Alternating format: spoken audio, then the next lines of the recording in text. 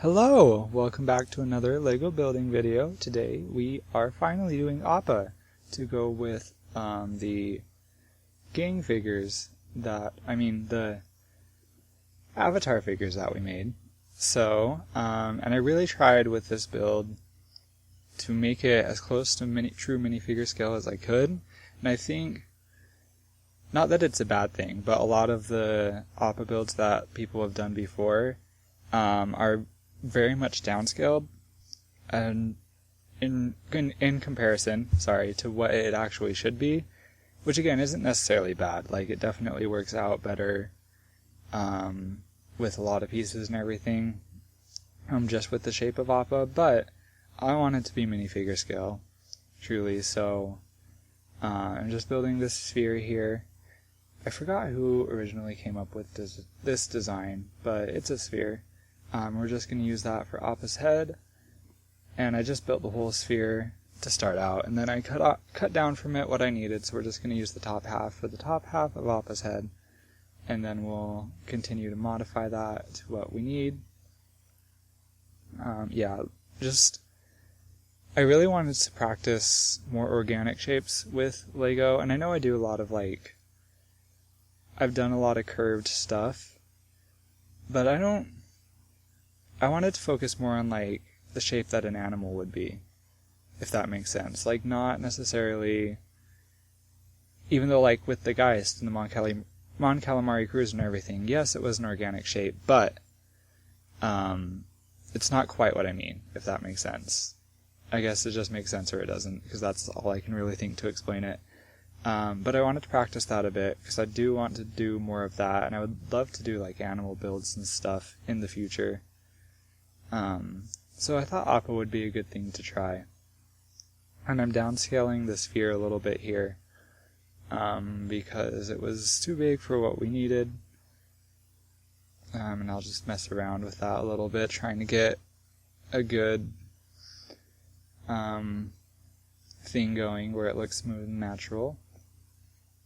But yeah, so Appa's always a fun thing to build, and I definitely think it was really good practice.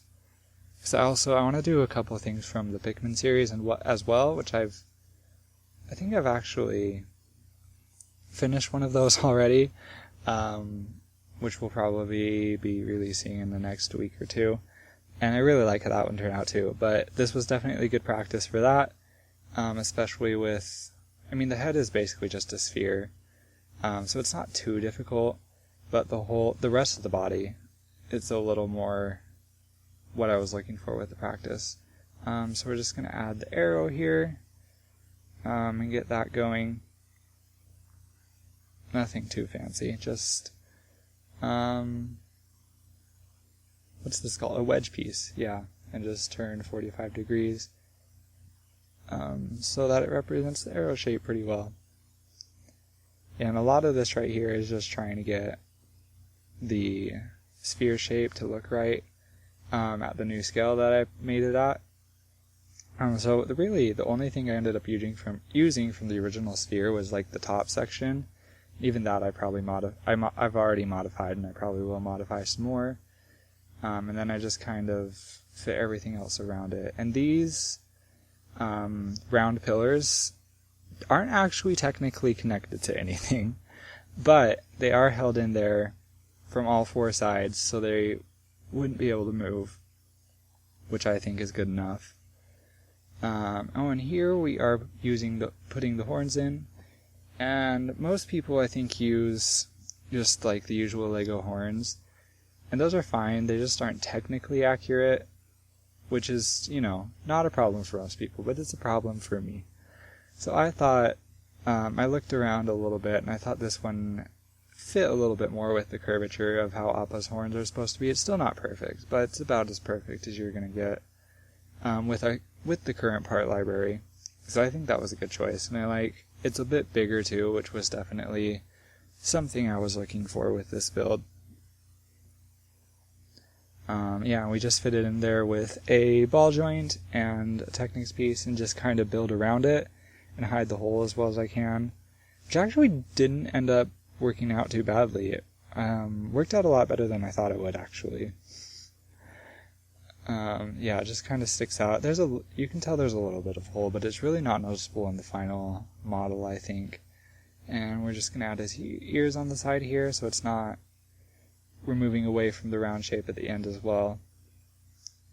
And then just copying the horn to the other side. It is a little bit annoying that we can't just with the ball joints, there's no way to like really mirror it at all accurately, because with like other joints and everything, you can just change the angle that it's at and just set it to mirror that way. It's pretty simple. Usually just add a minus or add a plus, or just plus or minus 90 degrees or 180 degrees or whatever to do that. But with these ball joints, it really doesn't work that way, because I don't know how to explain that. Let me think. Well, because basically they are just the numbers that you would usually be able to just punch in there change in really weird ways that makes that practically impossible to do. I mean, really pretty much completely impossible to do. So it is unfortunate that that's not really a possibility. It would be really nice if it was. And I'm trying, the eye gives me a bit of trouble. This is basically what I'm trying right now. I kind of just ended up putting this here and be like, oh, I'll put it in imprints. And so I could not worry about it, which I end up changing. Because what I was doing originally was just looking really goofy, and not something I was happy with.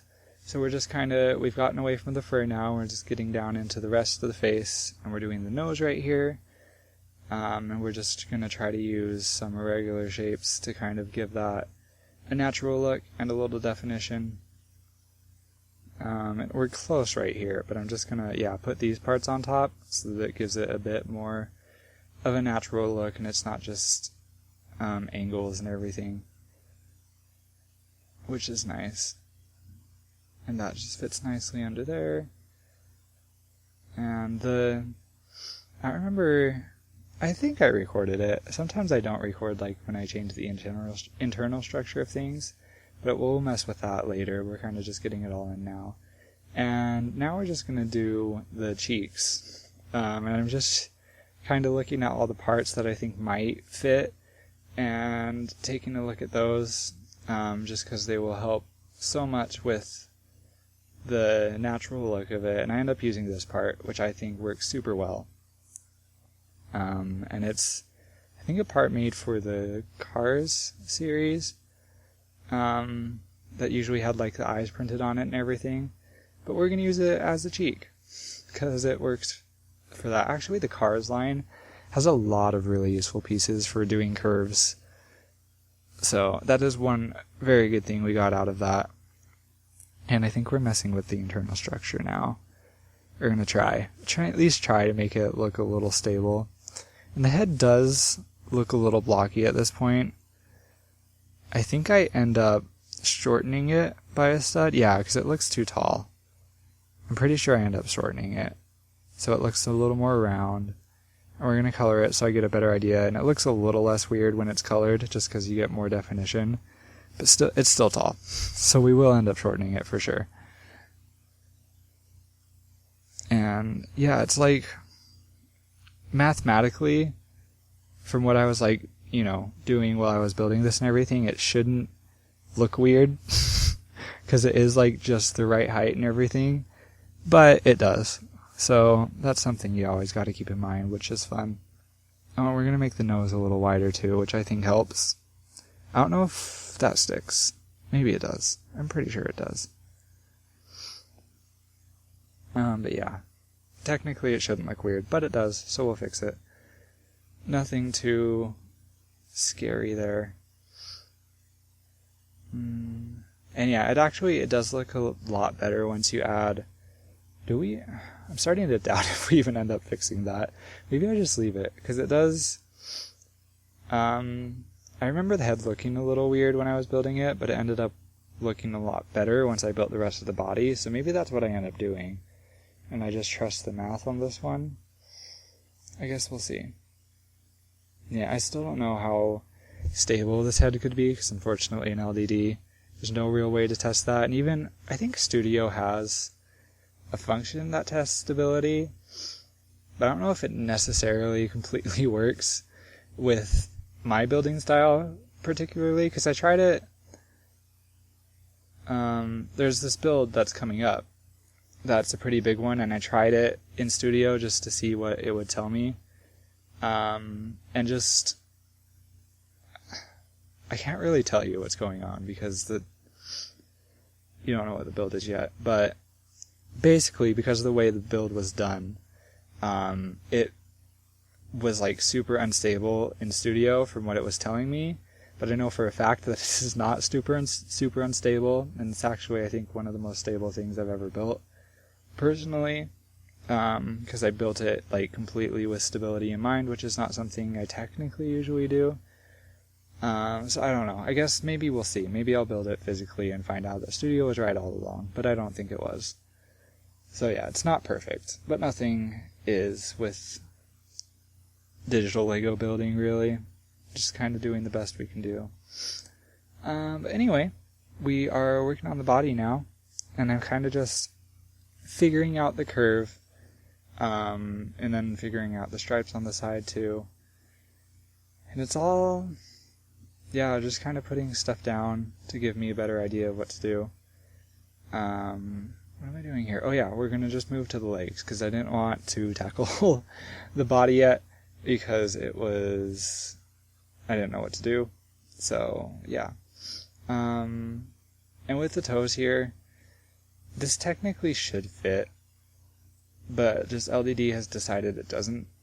So I should be able to put three toes on there, but just the program thinks I shouldn't. So I just leave it at 2, and I fix it for the render, which is thankfully something I can do. And we're just bringing over, all those curved parts that we were looking at earlier, just to see if any of them will work for the legs. And I'm doing them, I think, pretty differently than any other people have done for an Appa build.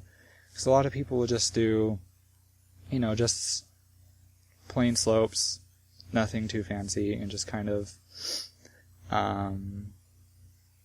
just do that, which totally works.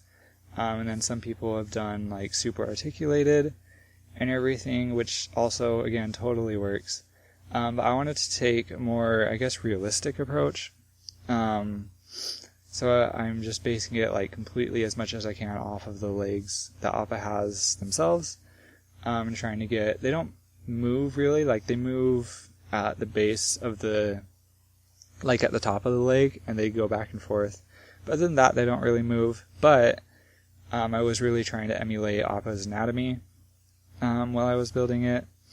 So you can see like where the joint would be and where everything, how it all sort of fits together and everything. I hope that's what I tried to get across. And I think I really like how it turned out. It took a little bit of, it actually didn't take a whole lot of reworking, but this is basically the final result right here, and I really like it. And we'll just kind of modify it and change the size and everything for the other legs, because there are different sizes, different legs and everything. And then we'll just kind of place them on the model where they would make sense, so that Appa can just stand normally, which I think is really nice. And also, I did build Appa at a big angle, which is, I think, something that I haven't really seen other builders do either, just because it totally makes sense. Because with the saddle and everything, it's so much easier to just build it not at an angle, so that the saddle fits on there nicely and everything. And I didn't end up recording the saddle building process, because I was putting it off until I absolutely had to do the renders. But it definitely made building the saddle harder, so it makes sense why not a lot of people have done that. But it's something that I wanted to do, and that's sort of you can see it in the head too, like everything's built straight up, but then as Appa flies, he kind of tilts forward. So it helps to balance everything, or straighten everything out. So yeah, anyway, we have modified all the legs and got them all going, and now we're just mirroring them over. So yeah, they're just all one stud shorter than the next. And yeah, pretty easy to do, nothing too fancy. And then we'll get into the body. I was, like I said, definitely not looking forward to building the body just because I wasn't quite sure what I was going to do. And there wasn't really like a whole lot I could go off of based in terms of what other people had done. So it's kind of really on my own. For the most part, I, took inspiration from a few other things and different other things people had built just to get an idea of what to do. But basically what I ended up doing is just cascading slope bricks. And I think that's just about as good as you can get as far as making a natural curve here. And I think it worked out well in the end. It made the transition to the tail a little difficult, mostly on the underside, but I think it ends up working out. And the underside of the tail does still look a little weird, but that's just to make sure that the tail can articulate correctly. Which is, as much as it's try to build with accuracy, it is nice when you can play with them a little bit too. So I try to build a little bit of functionality in there. These legs move so that he can take off and land at least. And kind of pose him a little bit, and then the tail moves up and down. And that's about it, but you can put figures on him and everything. So, and yeah, we just take the slopes down, the 1x2x2 slopes, I think they're called, just to make the curve the angle more steep, and then we'll just put the legs underneath that, and kind of just put them into the body a little bit. So what we built already kind of overhangs where the legs are, just so they're more smooth and natural, and mostly so that you can still pose them without them sticking out too much, which is something I wanted to avoid. So it just takes a little bit of trial and error to get the sweet spot right. I have to modify a couple things on the build. For most of this build, I'm trying to build with more, stability in mind, which is not something I always do, just because, honestly, for most of, the time I've been building, there really hasn't been a point, because I haven't been in a position where I can order anything, or at least enough bricks to make a model, and I've been moving around a lot, so there's not really a whole lot of point anyway. I bought a couple sets when I was living in a different city a few months ago, and they are still in my storage unit there. So yeah, there's really hasn't been any point in me building anything physically, so I kind of just didn't care and just built them however I wanted to build them. Which is fine, it worked then, but I do want to build these physically now, so I'm trying to build with stability in mind just to take a little stress off of myself when I do decide to do that. Oh, and also just a little note, I did build the front leg. It doesn't move, only the back two move, just changing between the flying pose and the standing pose, it didn't really move anyway from the source material I had seen, so I figured, might as well make it a little bit simpler and less likely to fall apart by just doing that. But yeah, we're just moving to the underside now. And we'll fill in the gaps later. That's a later problem, as far as I was concerned right now. And actually, really is easier to fill in the gaps later a lot of the time, because, filling in gaps is a lot easier than just guessing at where the gaps will be. Just kind of similar technique to the front, just cascading bricks at different heights. A bit more of a gradual thing here. And I didn't end up making the mouth be able to open, which is something I was hoping to do. It just didn't work, really, with what the rest of the model was looking like. But oh well. Too bad. Not a huge deal, really. And it is a little bit frustrating to have to work around the legs. But the hide feature in LDD does help a little bit, but still. It can make... That's a lot of the reason why a lot of my models in the past haven't really been built with stability in mind, because it's so annoying to do in LDD. Like, you just have to get past so much and like build around so much, and it's hard to see, and it's hard to even like get a grasp of what would help with the stability when you don't actually have the ability to test it or anything. So I'm trying.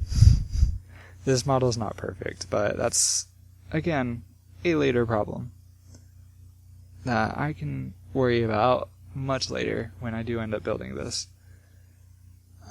Luckily the mirroring of stuff wasn't too bad here, because there weren't really any wedge pieces or anything that I had to do, which is a nice perk.